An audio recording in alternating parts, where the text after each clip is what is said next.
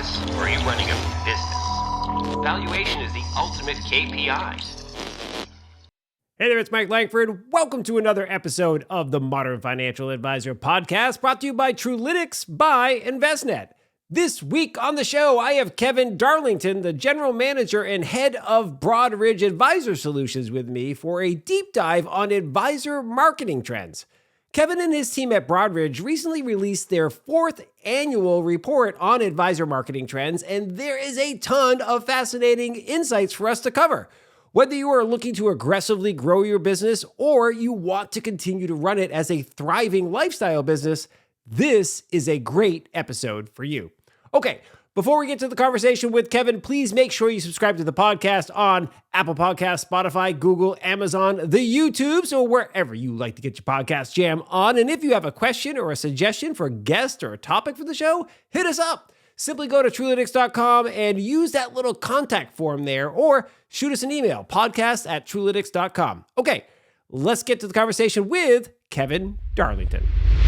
Kevin Darlington, so great to see you this morning. Welcome to the Modern Financial Advisor podcast. Mike, great to be here. And I'm excited to chew it all up with you here today. I am too. You and I are already firing on all cylinders, for a little bit of a behind the scenes for people who listen and watch the show frequently. We get on this recording solution called Riverside that we use, and we warm up by just shooting the breeze about what's happening and so forth. And you and I chopped it up for like 20 plus minutes. It was great. Yeah, Mike and I have a lot in common. So a lot of the same things that we're trying to figure out in life, right? Exactly. The kids going to college and all the hopes and dreams and how do you do all this type of stuff. So it was really, really fun. And who knows, maybe some of that will work into today's conversation as well. We can't help ourselves. Proud dads, you got to be proud dads where they can. Yeah, it kind of finds its way in everything, doesn't it? Yeah, exactly. Well, let's kick things off with a bang here beyond the college stuff. Let's talk about attracting new clients. Today, we're going to be referencing the Broadridge 4th annual report on financial advisor marketing trends quite a bit. So we'll be sure to link that up in our show notes so that if you're interested in seeing the whole report, you can click on that and read all the stuff that we're referring to here. But the first big thing that jumped out to me from this year's report was that 63% of advisors are actively seeking new clients. Yet only 43% are experiencing increases in inbound prospect requests. So first of all, that 63% number feels really low to me. Like I'm thinking every advisor is looking for new clients, right? Is the active word there actively doing stuff to get new clients? Is that what you're finding there? Like, most advisors are kind of sitting back, or many advisors are sitting back kind of waiting for clients to come to them, and then only 63% are actively doing it. What's behind those numbers? Yeah, no, good question. So, probably before I answer that, I'll tell you a little bit about the methodologies just to kind of ground everybody and like, how does it work? And so you can kind of pour the appropriate amount of salt on the data, right? Yeah. Right. So we've been doing this, as you said, this is our 4th year. We go out and we poll about 400 advisors. So it's a statistically significant survey, but it is self-reported answers, right? We ask questions and the advisor thinks for a moment and then they answer the question. So I'd say it's, it is very good directionally. And I think as we're now into year 4, the thing that I like to really dive into is, what are the trends? How are things changing? So it's all manner of questions. What are you thinking about in terms of how you're marketing to grow your business? What's working? What's not? How much are you spending? All that kind of stuff. But at the same time, I would say this is a little bit like a Rorschach test. Like it's an ink blot. You might see it and you interpret the question and you answer it one way, and I might see it and interpret it in a different way. But as far as client acquisition, 63% are saying that they're actively seeking new clients, as opposed to, I would say, the other possible choice they can say is they're more opportunistically and selectively. Sure. So that to me, connotes when someone comes in the door, you might be not fully, rolling out the red carpet for every single person that comes on the lot, so to speak. But I also would say, Mike, I actually don't know that every advisor's really waking up every day trying to grow their business. In fact, you and I both know Jeremiah Demaray done some Yeah. podcasting together. His firm actually does some work with advisors. They call them kind of virtual advisors that I think are more looking at their business as a lifestyle business, right? Mm. They sort of have their clientele where they want it. They're not looking to kill themselves every day. They want to just kind of keep things running, give every client a good amount of attention, and don't need 10, 15, 20 new clients every year. So I would say the 63% are the ones that are probably spending the highest proportion of their time and marketing dollars to acquire new clients. And I would say the other thing that jumps out when we're talking about just the big trends, right, is this actually was a back to a low in terms of advisors' Mm. confidence in growing their business. So Interesting. yeah, like we've in 2020, as you'd imagine, like thick of the pandemic, advisors got pretty nervous, and only about 50% of them felt like they were confident in reaching their goals, their growth goals. 21, right, was a pretty good year for the industry, Yeah. for portfolios, et cetera. And I think most advisors told us they felt pretty confident. Now we're back down. We're back down to about where we Okay. were pandemic level. So I think confidence is, for some reasons that are pretty obvious, is not really high right now. You know, I love the fact that you pointed out that many advisors are lifestyle advisors, lifestyle business owners, and that's okay. And because we're going to be talking a lot about growth and how people are using digital channels and so forth in their marketing efforts. But even if you have a lifestyle business and you're comfortable, hey, listen, I make the kind of money I want to make. I live the lifestyle I want. I play a lot of golf. Go to all my kids' stuff. Life is good for me. There is a reality of like you still need to be marketing to your existing clients. You will, just by nature of just life, have some client attrition or some asset attrition, whether that's because your clients are getting older and they're starting to consume the wealth that they've accumulated with you, or client passes away or divorce happens and then somebody they split up and they leave you as a relationship. Things happen. Mm-hmm. So marketing does matter even if you are operating a lifestyle business. So this talk is for you as much as it is for the advisor Yeah, who's no, actively very good growing his or point. her business. Very good point. Yeah. And that it's a good point also that we also ask advisors to think about their marketing both in terms of what portion of it is directed to acquiring new clients versus Yeah. marketing that's more around nurturing existing relationships, growing share of wallet, promoting and keeping your clients happy enough, informed enough that they want to stay with you. And also, there it's about 2/3 of budgets are going to acquisition and about 1/3 more Yeah. to that nurturing, which is probably appropriate, I would say. Really, really smart.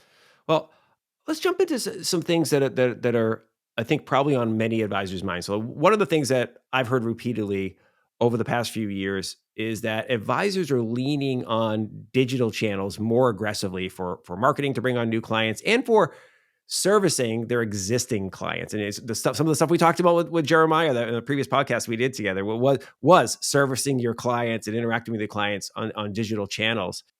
Yet your study seems to highlight a few areas where advisors are feeling less confident. You actually just talked about, like there's a confidence in their ability to attract new clients is back going lower, especially when it comes to digital. So first, like when it comes to marketing, my goodness, one of the things that jumped out was that only 10% of advisors are satisfied with their marketing ROI. Like that seems low, right? But it doesn't seem like a surprise. If you keep reading on, you see that only 20% of advisors are measuring the ROI of their marketing efforts. So that means like the advisors who are marketing, just some of them are just like, yeah, see if it works, Mm-hmm. right? So what's going on here? Why are so few advisors really actively measuring their ROI and not seeing the results they want? Yeah, I mean, I suspect, and this is where the what you can discern from quantitative data only goes so far, right? But I Yeah. suspect that when the advisor's thinking about their investment, it's well beyond the dollars, and it's both the Mm, dollars and the time that they've invested. yeah. In terms of actual budgets, and this has been consistent throughout. Advisors tend to tell us they spend about 3% of their annual revenue on Mm, on marketing. And the average annual spend across all the different types of advisors we've asked is around $17,000 a year. So they're saying, okay, I'm spending $17,000. That's about 3% of my revenue. So that would mean, order of magnitude, this is advisors that are generating over $500,000 in revenue a year. Okay. That actually financially is pretty good. Yeah. Right. As a marketer, and I've been doing marketing most of my career, but as a marketer, when you're looking at any business model, one of the things you have to ask yourself is like, what's your cost of client acquisition? Right. And, we try to get at that number also through this survey. How much are you spending? How many new clients did you acquire? So it's a little simplistic, but we back our way into a basic number of what's the average customer acquisition cost. And it's somewhere between $700 and $800. Okay. $700 and $800 to acquire a client in this space. All different models and all different amounts of fees generated either through commissions or fully fee based. But that's a pretty darn good customer acquisition cost when you consider most advisors are going to more than make that money back on a client's first year. I was about to say that this is worth pointing out. So, and like really zeroing in on that topic. I'm so happy you brought this up because I've had this conversation because many advisors are somewhat reluctant to spend aggressively, invest aggressively on marketing, but it's like the ROI for this industry is monstrous because of recurring revenue. And not only is it recurring revenue, most likely any new relationship you get is going to grow, right? So if you go out and you spend $800 or even I'm going to go up to $2,000 to acquire a client and that client brings on $1 million of AUM to your company and you'll just use 1%, that's $10,000 of fee revenue annually. And hopefully, what's the average lifetime of your customer? How often, and advisors, you've been in the business for 20 years. Let's say you've been in the business 20 years. How many of your clients have stayed with you since they came on? Right? So some of them have been with you for 20 years, some of them for 10 years. Not hard to see like a monster ROI. So if I was an advisor looking to grow, I would be pouring as much as I could into marketing efforts because I know that anytime I win, this person's with me Right. for I mean, years and and years. I think that a lot of advisors probably aren't thinking about the ROI in those terms, because if you think about it in those terms, it's really hard not to be pretty satisfied. I mean, there's a lot of ways to waste marketing dollars. Sure. But like the old adage was, I know 50% of my marketing budget is wasted. I just don't know which 50%. Right. Like there's still a lot of truth to that. I mean, even as you've gotten, to your point, more digital, you can do a lot more tracking and analytics. There's an element of fuzziness that makes this a bit more, I would say, art than science still. Sure. But I would say that when you evaluate ROI in those terms, it's hard to argue that this is not a good economic model. Now, that's just the dollars. I think the time is the harder thing to both quantify the investment in time and the output. And like I do a bit of consulting, not as much these days, but over the years, I've done, small business consulting with people in and out of the industry, how to think about marketing yourself. The challenging thing for advisors is, right, the highly regulated industry. So all the marketing that needs to be done in any small business is always hard. And it's oftentimes, for any small business, it's just hard to find the cycles to devote the time and the headspace to it. I think in wealth, though, right, the added complexity of, well, I've got to do all this and stay compliant, that magnifies this, the headspace and the time that needs to go into this. So I think a relevant stat on this one is that finding the time to do marketing was like the number 2 challenge. 80% of advisors say this is a big problem for them. They just can't find the time to do the marketing. And that's where I think that it probably is helping to make more advisors discontent on the ROI, because it feels like probably a headache, and a headache that at the end of a long week, week after week, they're probably like, either I didn't put enough time in, or I put enough time in that I didn't see any new clients get generated this week. So my gut tells me that this is not a good ROI. I love the fact that you talk about like, some of this is a discomfort with the amount of time. And I think some of that also, the root of that is likely a feeling a lack of confidence that you know what you're doing when it comes to marketing, right? You mentioned like some of it is like, hey, what's working, what's not working. It takes a while to find out what's working, what's not working. You have to put a lot of effort in and do some experiments and see where the results are coming from. And like you said, if it's trackable. So this makes me want to jump ahead a little bit because I've said many times on this podcast that it's important to recognize that a large percentage of financial advisors didn't study finance in college. They weren't finance majors. And I think clients might be like, what? My advice? But no, they didn't. Most of them got their start in this business. They were called stockbrokers. The ones who have been in the business for 20, 30 years, they answered an ad and went and became a salesperson and then grew their business. And then over the time evolved into a financial advisor. Now, many of our new modern financial advisors who are coming in might have a genuine interest in finance and have studied that. But I think it's still a pretty high percentage that aren't finance majors. My suspicion is even a higher percentage are not marketing majors, right? They didn't study marketing. They have relatively low knowledge of marketing as a thing to do in business. So I guess, when we think about this and what you know about the industry, what are the areas of pain here? Because your study says that 30% of advisors have a defined marketing strategy, which means most don't. What are you seeing in terms of maybe the drivers of confidence and of those who are actually have a marketing strategy and those who don't? My guess is, and from advisors I know, one of the things that they probably have to continuously reinforce with some of their clients is there are no magic bullets in investing and crafting a really strong overall approach to building and preserving wealth, right? Mm, The probably the most challenging clients for an advisor to deal with is the client that brings every cockamamie fly by night investment opportunity to the advisor, right? yeah. And the advisor has to continue to kind of keep them to stay in the course.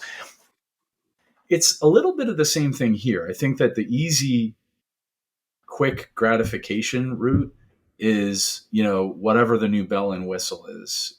Yeah. And there's a lot of firms out there that are going to tell the advisor it's this bell and whistle that you have to chase right now. But I think it goes back to a lot of fundamentals in marketing that honestly are what drive a proper strategy. And we've been talking about ROI, like part of strategy and exactly how advisors work with clients is clearly outlining marketing goals, clearly measuring progress against those goals, and then having a cycle to continuously optimize that. Mm, And those goals, marketing goals would be, right, how many clients do I want to acquire? What are my goals around growing AUM with existing clients?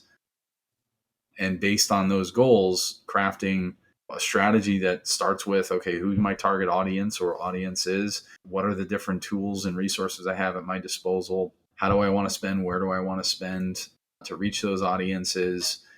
How will I convert and nurture them? So, I say all that because it's just not that sexy, right? It's not, yeah. it's not the thing that, especially for advisors that we all know are a little time starved, it's not a quick win. But I would say Yeah. if you're interested in playing the long game on this, I think putting those things in place and kind of having a habit built into your firm's kind of operating model that you can continue to fine tune all that, measure it and optimize it.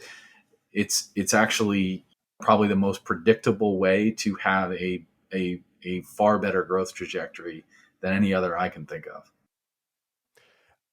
I I love that you broke it down to some fundamentals, right? Some very basic, easy to understand fundamentals, because I think the best advisors do that for their clients. And so that should actually help an advisor who's maybe lacking in confidence or feeling a little bit of overwhelm to think about it in the way that you just described it, right?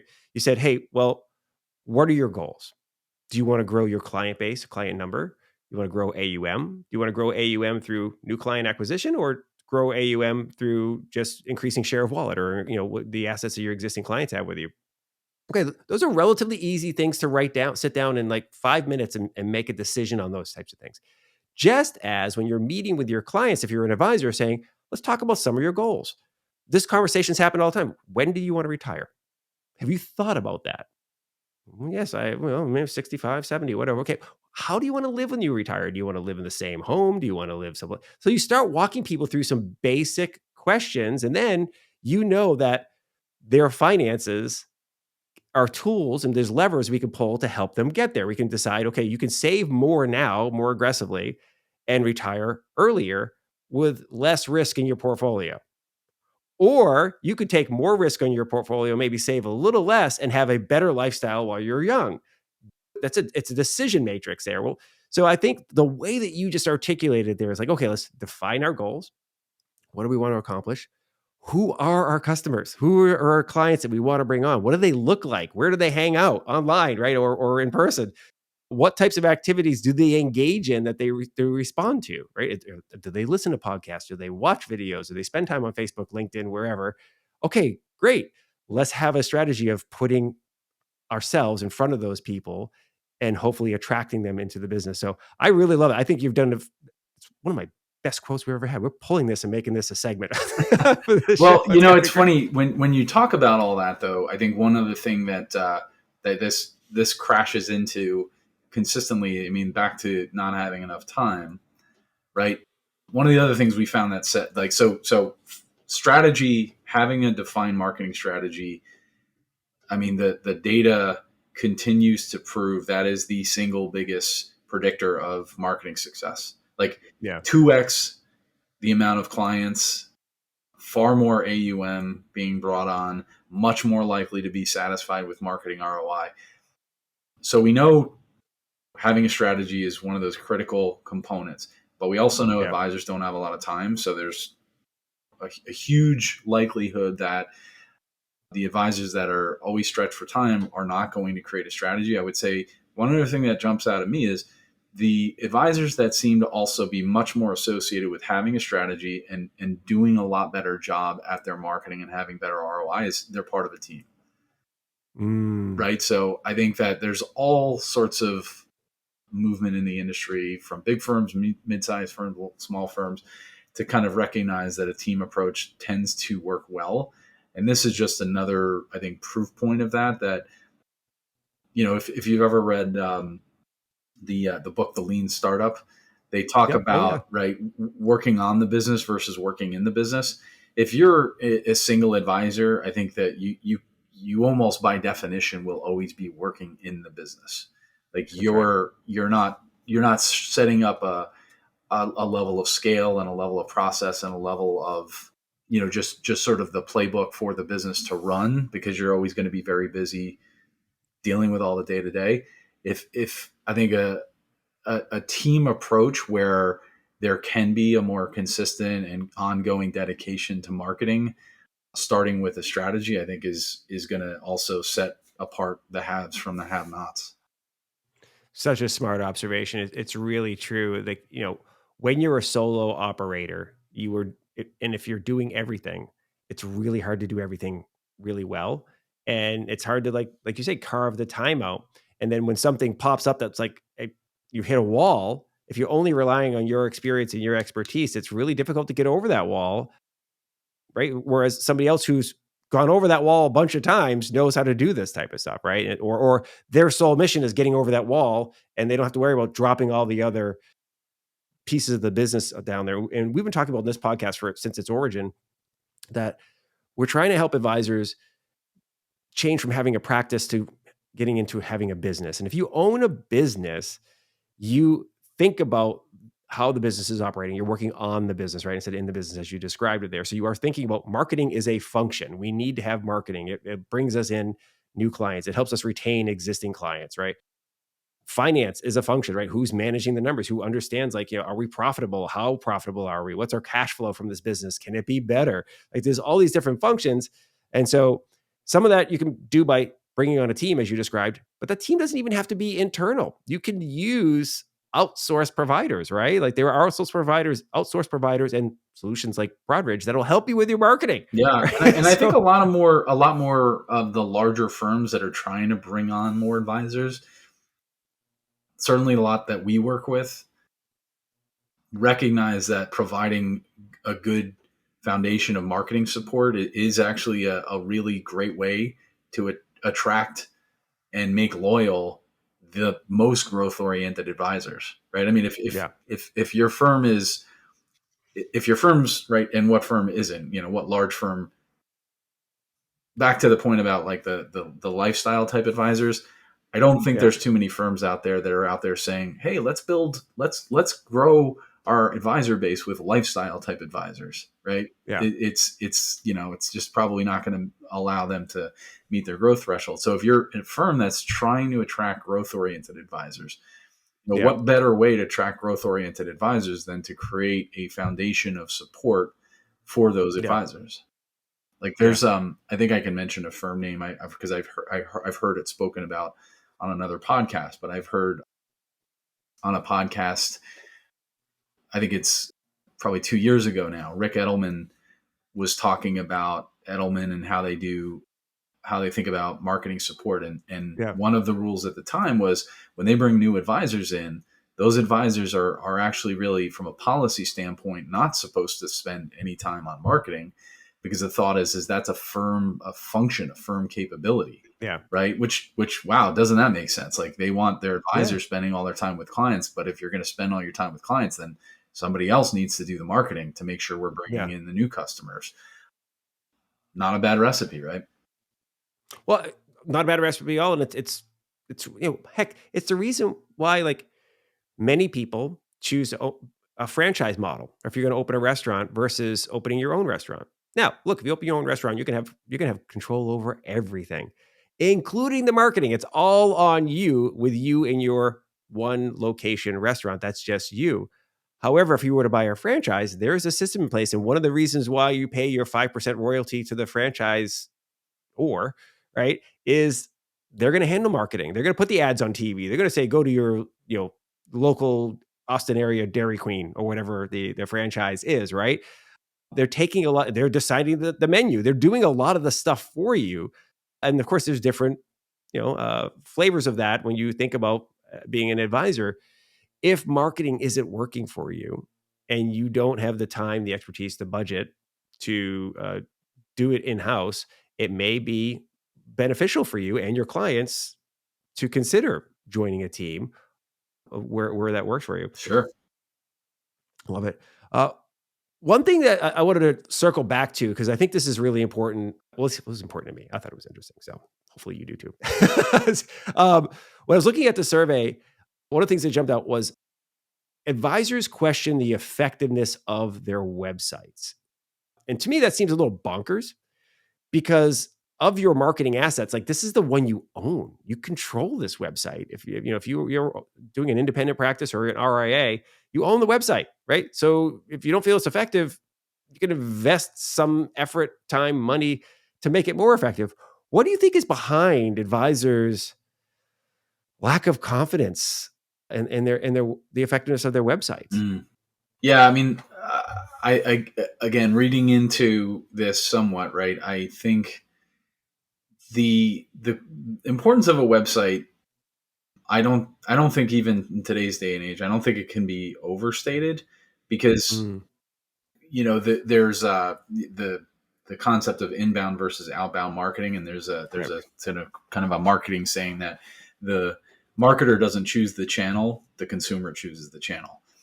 Good And I point. bring that up because when an investor has sort of made the decision that maybe it's time that I look for a financial advisor, the next thing they have to do is decide, well, who's the right financial advisor?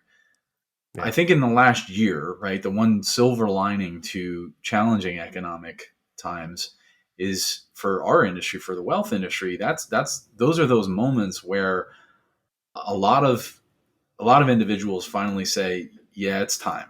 I Mm, really need to get some professional help. So yes, I mean, it's a difficult time for financial advisors when markets are, sideways or down, and there's inflation, and there's, higher Yeah. interest rates and all of those things. But I also think it's a good time in terms of generating new demand across all generations. Now, if there's more buyers on the lot, so to speak, you also have to understand that there's probably a infinitesimally small fraction of those buyers who aren't at some point on their journey of deciding who's the right advisor that are not going to spend at least a few minutes on the website of the advisor. Yeah. Right. That's their sniff test, if you will. One of the things so we're, full disclosure, like Broadridge Advisor Solutions, the business that I help look after here. I mean, we're all about trying to help advisors grow, and websites is one of the ways we help them do that. One of the things we look at is we serve, call it, somewhere in the neighborhood of 50 to 60,000 websites. Wow. And one of the great pieces of data that we can look at is how are those websites performing in terms of generating new leads? Because most of that you can track, right? If Mike Langford came to advisor Kevin Darlington's site and you raise your hand in some way that says, hey, I'd like to schedule an appointment, or hey, I'd like to sign up for your newsletter, or any other thing that's you sort of digitally raising your hand, we can track that.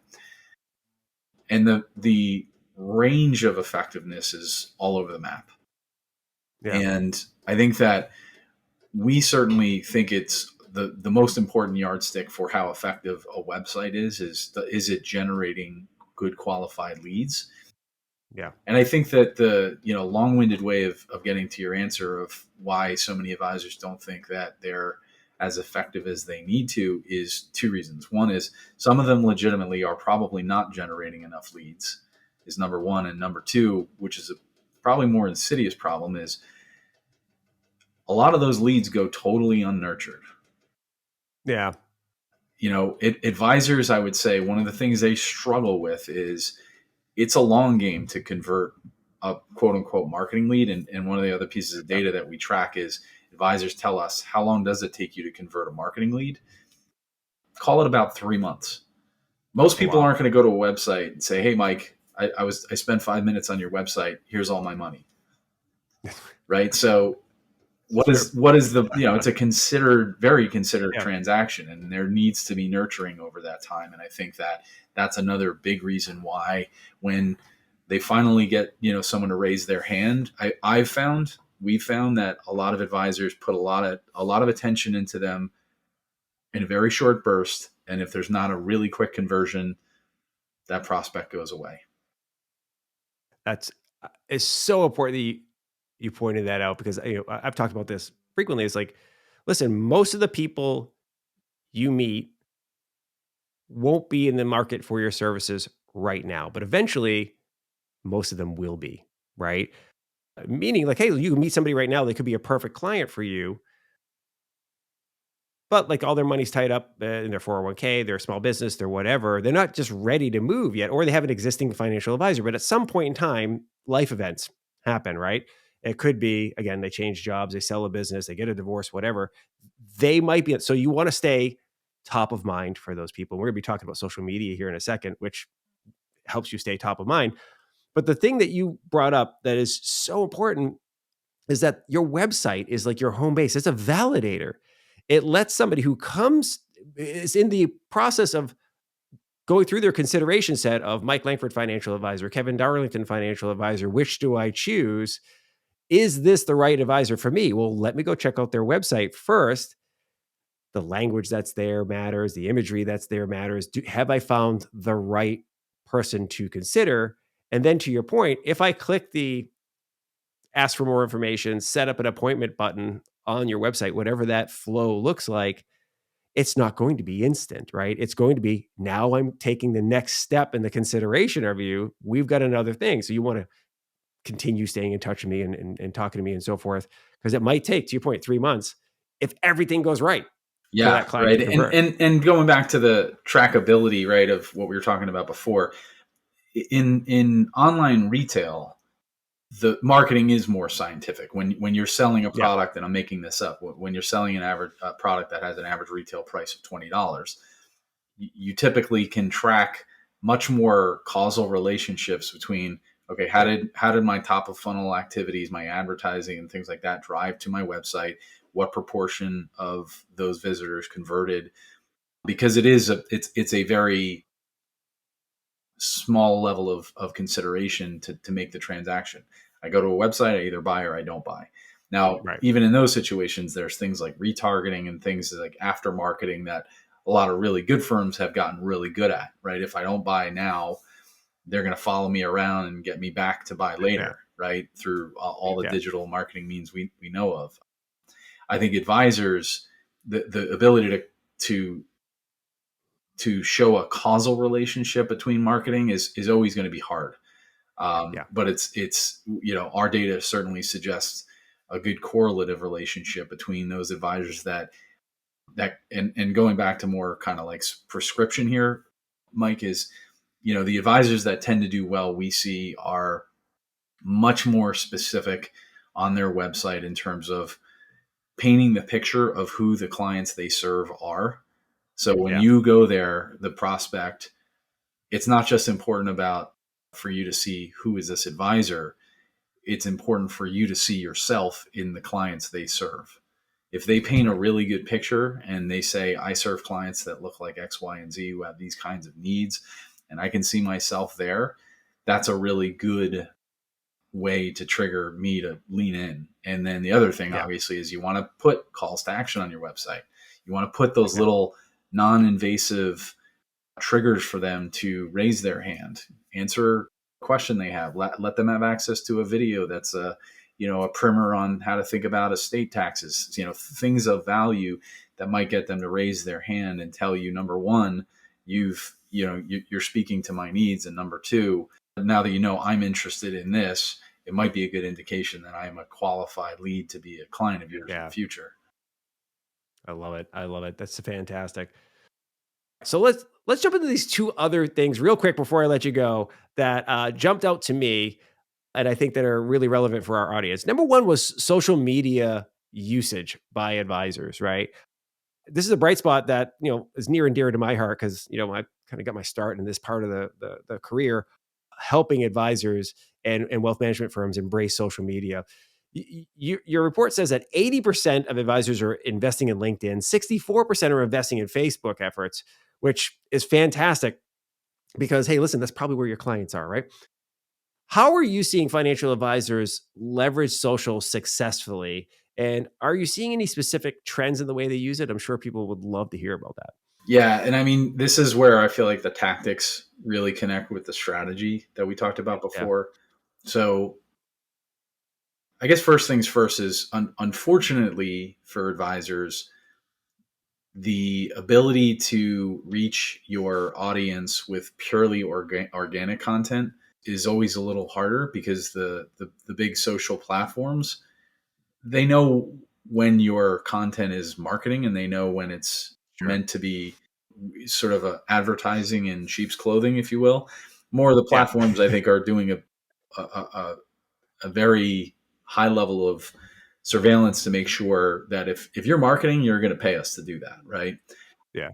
Now, when you build a network in LinkedIn or Facebook for that matter, you can still reach them organically. So good. I mean, content marketing is a lot of what we help advisors do. And so content marketing still does work. But going back to the strategy, let's say, for example, Mike, I'm an advisor and my strategy I've laid out says clients that I want to serve are business owners in the construction field and related areas. That's a great thing to put down on paper. But what Yeah. I would take away from that as it relates to things like social media is I know a lot of business owners that are in the construction industry, they're not on LinkedIn, right? Yeah. So that's where defining, okay, who are they and where are they, that starts to lead to, is this the right tactic to reach that audience? Now, I might say, hey, I'm looking for rising corporate stars.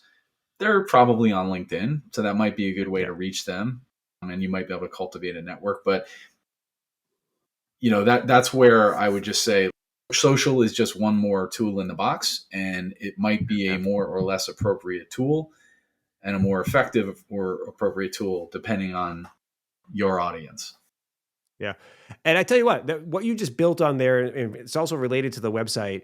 It kind of leads us into the last point I wanted to just get a couple of seconds from you on is this personalization thing, right? You mentioned, hey, listen, fish where the fish are effectively. If you're business owners in the construction industry, they might not be super active on LinkedIn. They might be more active on Instagram, Facebook, Twitter, who knows?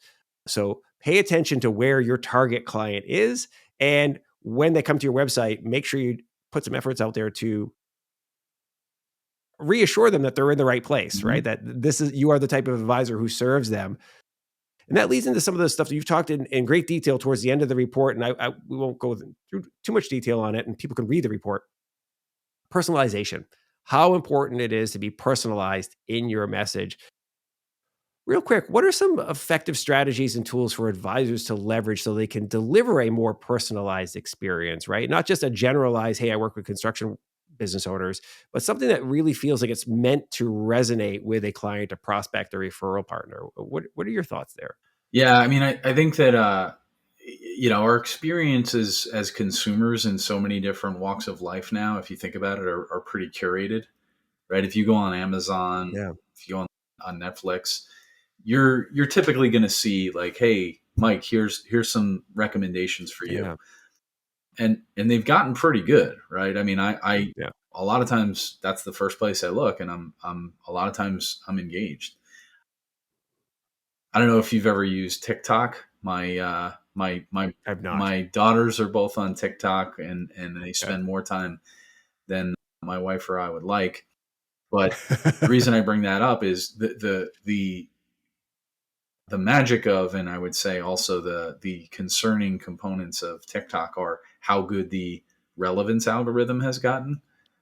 Yeah. The way they keep their viewers on the app is they keep throwing things that are more and more likely to engage those viewers. And they do that by learning from what they've consumed in the past. All that to say, I think advisors have to recognize that if they can't be a curator for their clients and they're sharing information with clients that feels very cookie cutter or very one size fits all, I think that at every age, consumers' tolerance for irrelevant information is less and less. So you have all that, and I mentioned I was at the FSI conference. We had a whole panel on personalization, and an advisor got up and he was playing a little bit of a skeptic role. He said, I don't know what's really changed about how advisors need to personalize the experience. And one of the things I had said was, the way that, whether you think there's fee compression or not, I think most of the industry would demonstrate that advisors' books are growing, right? So more clients per advisor. Yeah. That's a pretty tough dynamic. If you need more and more clients who also want to have more and more of a personalized experience, I think at the end of the day, you do need technology to allow you to scale personalization. Look, there are a lot of tools out there that help do that. We're in that business, right? One of the things we do is we help advisors with content and technology to give their clients and prospects a curated experience. So that means practically, Mike, if you're a client of mine that's using Broadridge technology, every time you engage, we're going to know and try to help the advisor engage you even more relevantly and better the next time by giving you content that seems to be more and more kind of up your alley, if you will. That's perfect. I love it. Well, that's an amazing place to close us out. Kevin, people are going to want to learn more about you. You're on LinkedIn. I know that, actively there. Broadridge.com.